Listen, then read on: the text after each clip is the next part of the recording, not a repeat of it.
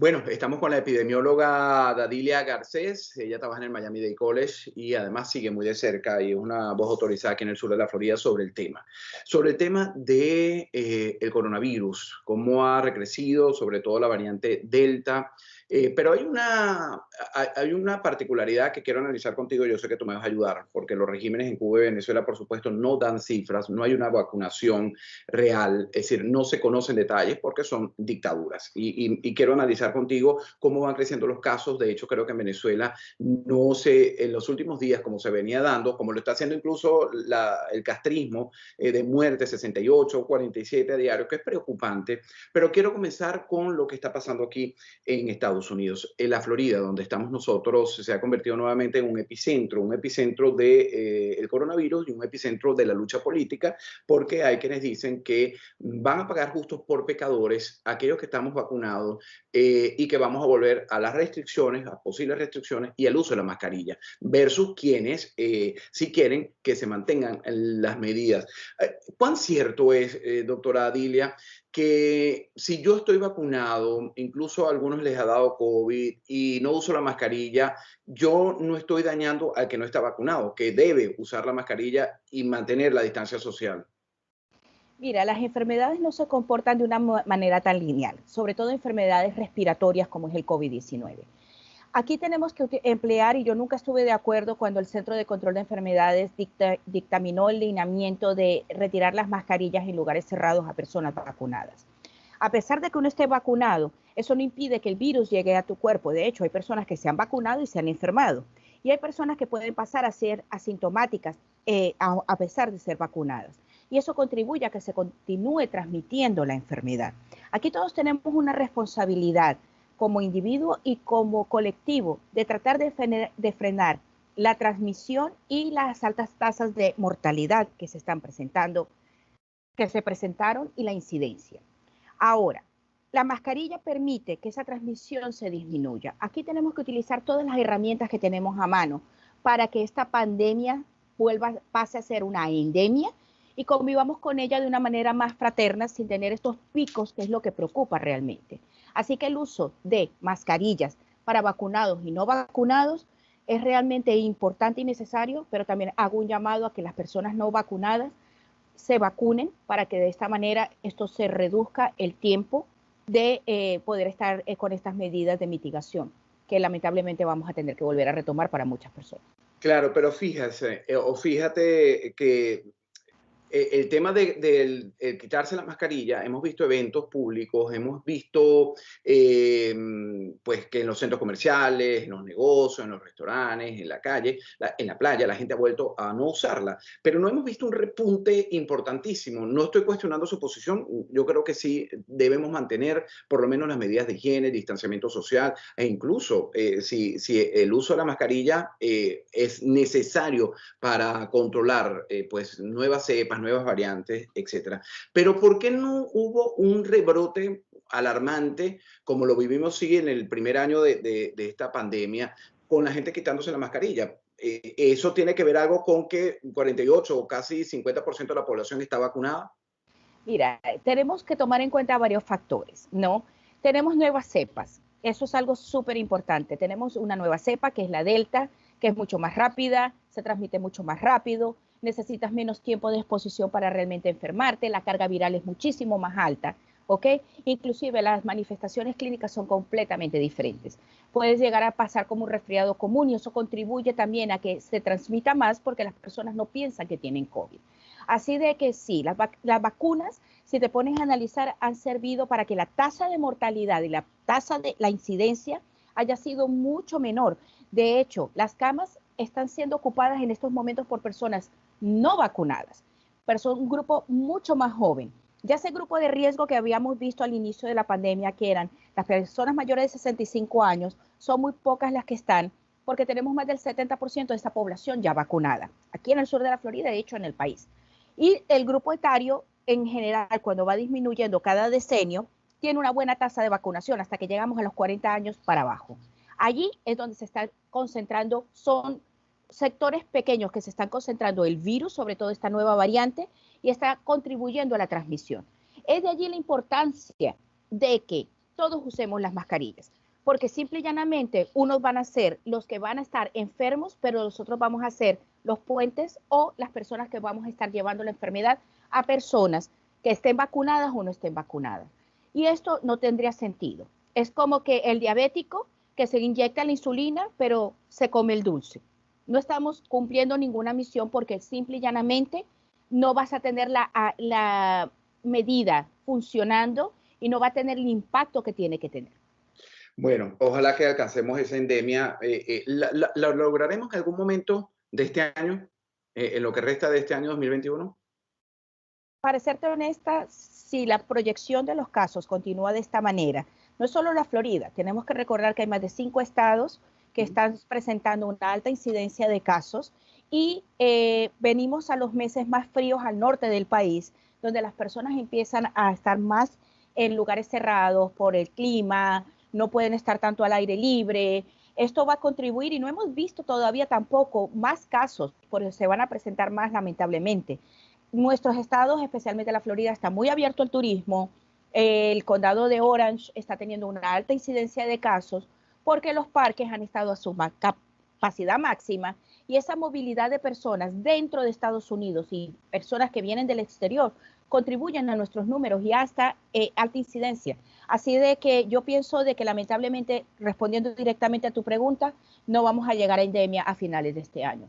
Si continuamos con una buena tasa de vacunación y con las medidas, probablemente el primer trimestre del próximo año. Bueno, ojalá, esperemos sea pronto. Vamos a pasar al tema que nos ocupa. Estamos conversando con la doctora Dadilia Garcés, epidemióloga del Miami-Dade College, epidemióloga de profesión venezolana, aunque nació en Colombia, se crió en el estado Zulia. Vamos a comenzar por Cuba. Yo sé que usted tiene muchos estudiantes, ha preparado a muchos cubanos aquí en el sur de la Florida, en esta área, en el Miami-Dade College. Pero quiero su lectura de la situación. Sé que tenemos pocos elementos para juzgar lo que es este coronavirus, cómo se ha comportado, cómo ha matado, cómo ha llevado a hospitales con lo sabemos, la poquísima atención médica en los hospitales y el interés de los regímenes en atenderlo. ¿Qué ha oído usted? ¿Qué sabe de lo que está ocurriendo con el COVID-19 en Cuba? Mira, han ocurrido varias cosas que siempre como experta de salud pública me preocupan mucho. Uno, se le dio la falsa impresión a la población de que existía una vacuna efectiva, que siempre hemos hablado que es una vacuna no aprobada, de la Abdala, se la pusieron a la población, y esto crea la falsa percepción de seguridad en la población. ¿Con qué se desató? ¿Con qué fin? No sé, inclusive la promovieron para que las personas del exterior se la colocaran mientras estaban de turismo en la isla. La Europa no la acepta, muchos países no la aceptan. Esta falsa percepción de seguridad contribuyó también en una Cuba donde la gente tiene que ganarse el día a día, a hacer colas para buscar lo más básico, a que la contaminación y la transmisión de la enfermedad se esparciera mucho más rápido, porque muchas personas también relajaron las pocas medidas de mitigación que podían tener. Así de que después de que tenemos esa combinación con una hambre desatada que existe en Cuba, porque está peor cada día, y un sistema de salud absolutamente colapsado, donde no hay los tratamientos que se deben cumplir. Yo siempre he dicho que yo no le creo a los sistemas comunistas ningún número estadístico en lo que se refiere a salud pública, porque generalmente yo los multiplicaría por 10 o por 100. Así de que si ellos dicen que hay 48 muertos, yo diría que son 480. Sí, multiplicar esa cifra por 100, yo Sí, coincido con usted, al comunismo no se le puede creer porque sabemos lo que hacen, pero entonces, en esta inmunidad de rebaño que está tratando de buscar el planeta, o pensamos que se está tratando de buscar, pues, ¿cómo afectará esa situación de mentira, de esas cifras que están desinfladas y que, bueno, al final hay balseros, hay cubanos que están desesperados, se tiran una lancha, llegan a un callo o tratan de meterse en la selva, se mezclan con otras personas que vienen por esa selva del Darién, por el tapón de Darién, pero llegan a los Estados Unidos. Es decir, ¿qué es lo que pudiera avisorar esa realidad? mira, lamentablemente estos países se vuelven unas bombas de tiempo en salud pública. Venezuela en estos momentos está empujando a muchos venezolanos a Colombia a un sistema que es muy frágil de salud. Nuestros países no tienen esa capacidad Y los casos de COVID que se están reflejando también son de muchos venezolanos compatriotas que están en calidad de refugiados prácticamente en países como Colombia. Así de que esto va a seguir siendo, afectarnos altamente como comunidad global, tener regímenes mentirosos que no dicen la verdad de qué es lo que está ocurriendo, que maquillan cifras. Lamentablemente esto es un secreto a voces y por lo mismo esto ha contribuido a que, por ejemplo, centros de retención donde tienen a estas personas que llegan aquí a Estados Unidos están presentando brotes de COVID, porque estas personas ya vienen con la infección y lamentablemente también estos regímenes han tratado de apostar a la inmunidad de rebaño por enfermedad. Y ya se ha comprobado con el COVID-19 que no se logra la inmunidad de rebaño si tú te enfermaste y vamos entonces a esperar de que todo el mundo se enferme y al que sobreviva, sobrevive y vamos a tener la inmunidad de rebaño. Porque gracias a eso tenemos una variante Delta en la India y tenemos una variante brasilera que se causó por esta razón de que en Manaus apostaron a que todo el mundo se enfermara y trataran de que tener una inmunidad de rebaño y ahora tenemos nuevas variantes. Así que esto se vuelve un problema más que político de salud pública muy serio para la región. Antes de pasar más detalladamente al tema Venezuela, quiero preguntarle, esta variante, por lo menos el dictador Nicolás Maduro en días pasados habló de que había 2 casos que habían entrado por Maiquetía, que bueno, al final es parte de una mentira porque por Maiquetía no se permite la entrada sin las pruebas de PCR. La gente debe llegar de cualquier país con una prueba negativa del COVID, ¿no? Pero ¿cómo se determina esa nueva variante? ¿Quién? Porque es que hay quienes creen, y es la base de los que no se han vacunado todavía, que es un invento de países, de enemigos de la libertad, y que por eso ellos no se van a vacunar, porque piensan que le van a poner un chip o que los van a controlar, que los van a monitorear, etcétera. Pero bueno, basándome en eso, le pregunto, en mi ignorancia también, como epidemiólogo, ¿qué es lo que lleva a determinar ahí una nueva cepa es más contagiosa? Está en Brasil, ha llegado a Estados Unidos o, en este caso, como le estoy refiriendo, a Venezuela, que un régimen no sabe ni siquiera, no hace pruebas a su población y entonces dice aquí ya hay 2 casos. Mira, el proceso para determinar una variante es un estudio bastante complejo. Generalmente lo que se hace es un análisis genético del virus y se compara con la original qué cambios ocurren en el virus para ver qué tanta familia, qué tan relacionados están. ¿Qué es lo que pasa? En las variantes que han surgido, todas las mutaciones se han visto en la corona. La variante original tenía una característica X genética, que es, para que la gente entienda, el código genético de los virus es como el de los humanos. Tenemos un orden de letras, como para formar una palabra, y eso forma una proteína, ¿ok? Cuando ocurre una variante, es de que se cambia una letra. Vamos a decir que el virus empieza a poner un poquito disléxico y trata de cambiar para ver de qué manera se vuelve más efectivo. Dándote esta explicación, eso implica unos equipos muy avanzados para determinar una cepa. De hecho, Europa y Brasil estaban mucho más adelantados y organizados cuando ellos determinaron sus variantes y Estados Unidos más adelante empezó a hacerlo porque son ciertas universidades o institutos de salud que tienen la capacidad de hacer eso.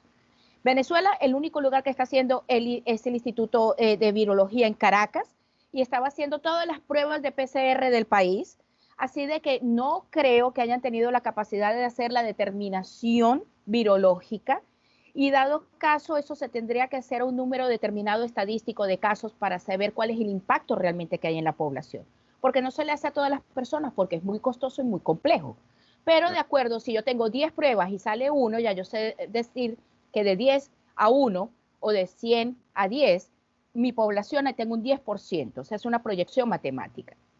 Lamentablemente nuestros países carecen de esta tecnología, no creo que les convenga mucho saberlo.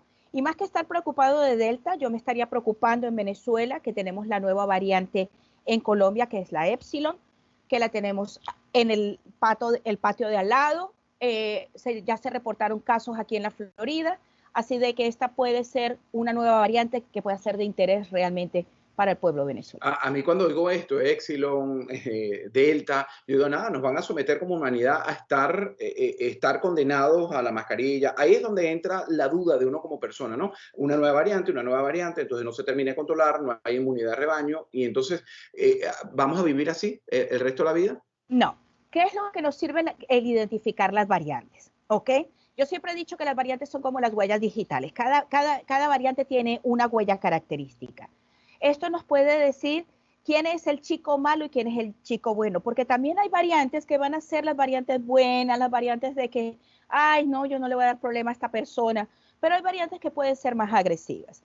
En general necesitamos saber quiénes son los chicos malos, que es lo que nos estamos enfocando. Han salido estas variantes, necesitamos saber qué tan agresivas y qué tan efectivas son. ¿Y esto qué nos va a permitir? Procesar mejores vacunas, vacunas más específicas, vacunas más características, más adaptadas a las características de las nuevas variantes. No vamos a estar con las mascarillas toda la vida, pero en mi llamado es, y aprovechando tu plataforma y aprovechando este espacio, hace 100 años llegó la influenza y se quedó. Sí, se fue después de 5 años, pero acabó con la mitad de la humanidad. Hace 100 años no teníamos vacunas. Hace más de 100 años no teníamos los estudios epidemiológicos ni la comunicación que tenemos ahorita, que ha jugado en nuestro favor y en nuestro contra. En favor, porque sabemos qué está pasando y controlamos las cosas, pero en contra porque se ha dado pie para que diferentes plataformas creen mitos. Todo el mundo quiere ganar ahora popularidad y ser famoso a base de algo que es un problema simple de salud pública. Las mascarillas en aquella época se emplearon, que era lo único que existía, y quienes emplearon las mascarillas tuvieron una alta probabilidad de sobrevivir. Ahora tenemos mascarillas, tenemos tecnología, tenemos vacunas, tenemos información, y todo eso tenemos que usarlo a nuestro favor, nuestro contra. Así de que yo lo dije hace un año en uno de tus programas, esto va a durar 2 o 3 años, porque es el comportamiento del virus. Pero el que dure menos depende de nosotros. Bueno, y es cierto, yo me negaba a hacerte caso, me negaba absolutamente a hacerte caso porque quería nuevamente vivir en esta libertad que nos impiden regímenes como dentro de Cuba y en Venezuela o Nicaragua. Y en este país yo decía, bueno, quiero caminar libremente, quiero ir a un mall, quiero decidir dónde voy y sentarme y comer. Pero bueno, la realidad es que no está en mis manos y sería irresponsable yo llamar a algo contrario. Vamos a hablar, doctora Dadilia Garcés, epidemióloga de nuestro país de origen, Venezuela. Ahí tenemos un poco más de cifras porque tenemos amigos, tenemos familia, tenemos vecinos o exvecinos que nos dan reportes de lo que está ocurriendo. ¿Cómo está realmente la situación? Usted que se crió e hizo vida en el estado Zulia, ¿cómo está esa región? ¿Cómo está Venezuela actualmente con el tema del COVID-19? Porque además pareciera olvidarse y pasa un segundo plano cuando no hay comida, no hay gasolina, hay tantas carencias juntas que es difícil, ¿no? Enfocarse en una sola preocupación. Mira, voy a aprovechar para felicitar a mis colegas. Hoy cumplimos 24 años de graduados de médico, la promoción de médicos cirujanos de la Universidad del Zulia. Y celebramos porque hemos dado nuestra vida y hemos tratado de hacerlo nuestro juramento y mantenerlo, pero en una Venezuela decadente es muy difícil. Y yo admiro a mis colegas que persisten luchando allá con lo poco que hay para salvar vidas. Las cifras no son alentadoras, las cifras son muy tristes. Siguen cayendo personal de salud porque no tenemos las medidas para poder protegernos. Con falsos números no podemos tomar las precauciones ni hacer las proyecciones que tenemos que hacer. En lo particular, el hambre, que es la mayor epidemia que tiene Venezuela, es un gran problema. La desinformación es otra.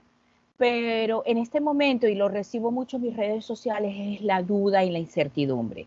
Muchas personas se han vacunado con la vacuna rusa, la vacuna china, y ahora no saben cuándo van a recibir la segunda dosis.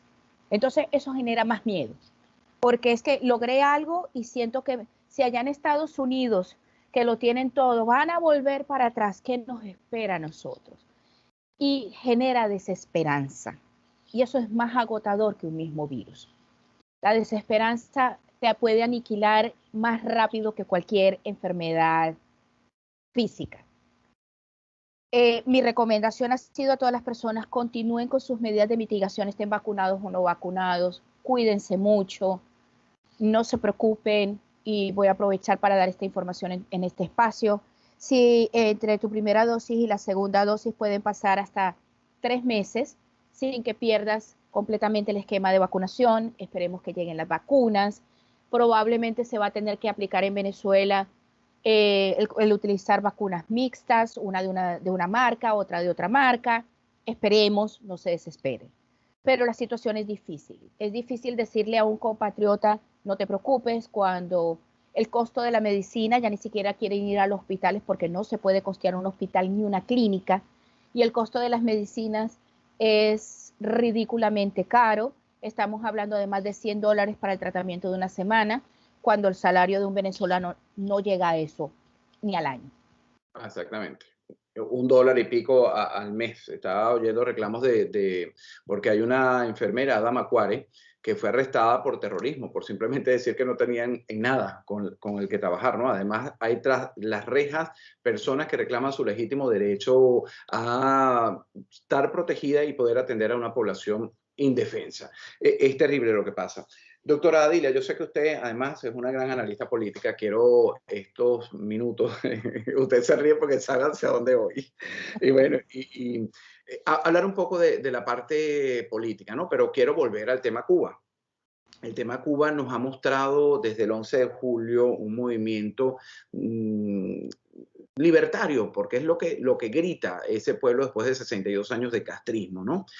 Una llama que se enciende y se encendió, y yo estoy convencido de que esa llama no hay quien la apague, aunque no veamos el resultado esperado, que es el cambio y la caída de ese castrismo que tanto daño nos ha hecho también a venezolanos, nicaragüenses, y a la región y al mundo. Fíjese, ¿qué le parece, usted que vive en este patio, que hemos visto la escenificación de protestas un día tras otro de cubanos gritando libertad, no medicinas, no vacunas, no recargas, no dinero, nada, sino libertad? ¿Cómo ha entendido usted, cómo ha vivido esas protestas de ese pueblo que grita además patria y vida? Mira, esto ha sido admirable. Eh, Siempre hemos dicho y siempre lo hemos comentado tras cámaras nosotros de que Cuba tiene un pueblo muy resiliente, pero han jugado con la inocencia en un punto de un pueblo. Lo más atrevido de este análisis realmente es de que es la población que ellos han criado. Ya esta es casi la tercera generación de un régimen, y es la generación que se está levantando. Es la generación que ha nacido en ese marasmo, ¿ok? De un régimen dictatorial donde pensaron que con hambre y matando los sueños iban a acabar con ese espíritu que tenemos de quiero ser, quiero pensar, quiero vivir, ¿ok? Porque esto no es vida. Es una población que muy pocos, porque donde comenzó esta revolución no es los grandes centros citadinos de Cuba. Fue un centro más bien pequeño, pero es ese cansancio.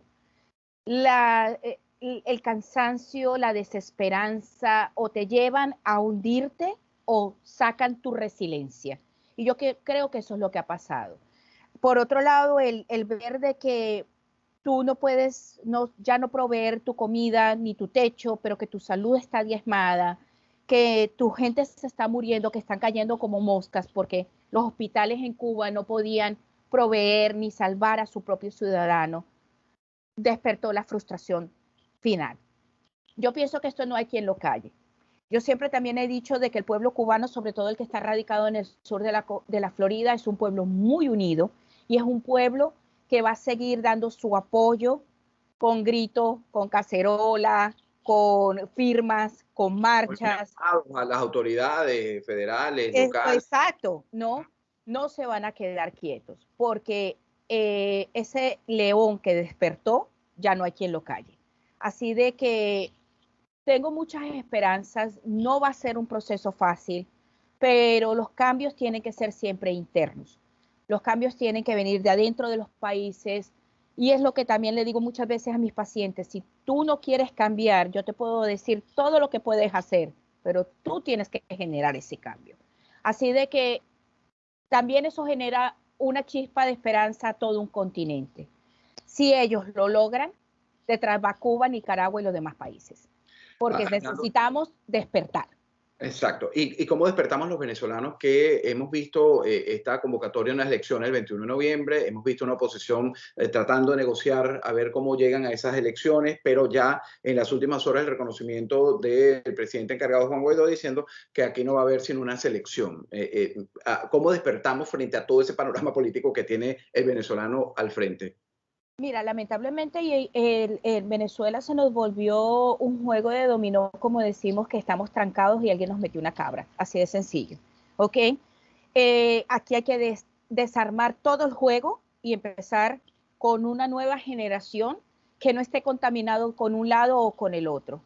¿Nos va a costar cuántos años? No sé, no lo sé, pero tenemos que despertar, a lo mejor es esta nueva generación que está despertando en Cuba, que ha visto siempre el mismo partido y que ya no quiere eso, quiere algo diferente. A lo mejor es una nueva generación en Venezuela que no quiere ni de lo uno ni de lo otro, quiere su libertad, quiere su patria, quiere su vida. Doctora Dilia, le agradezco esta entrevista y antes de despedirme, en 30 segundos quisiera que le mandara un mensaje a ese pueblo cubano que ha despertado, a ese pueblo venezolano y ese pueblo nicaragüense que también enfrenta unas elecciones presidenciales muy pronto con arrestos, persecución y las arbitrariedades que saben cometer estos regímenes. Le doy la palabra. Miren, número uno, cuídense. Necesitamos todos estar saludables porque un pueblo enfermo no puede luchar. Cuídense. El COVID existe. Si no tiene vacuna, utilice las medidas de prevención. Si tiene vacuna, también empleenla. Tenemos que despertar, tenemos que hacer el poder de uno. Si cada uno alza su voz, no hay quien nos detenga. El poder de uno siempre es lo que han temido los dictadores. Todos tenemos un poder y somos nosotros mismos. Así que juntémoslo y sigamos pidiendo libertad. Muchísimas gracias a la doctora Adilia Garcés, epidemióloga del Miami-Dade College, por este análisis político, este análisis de la situación epidemiológica, valga la redundancia, de nuestras naciones, la mía de origen Venezuela y Cuba. Hasta una próxima oportunidad, doctora. Gracias. Gracias.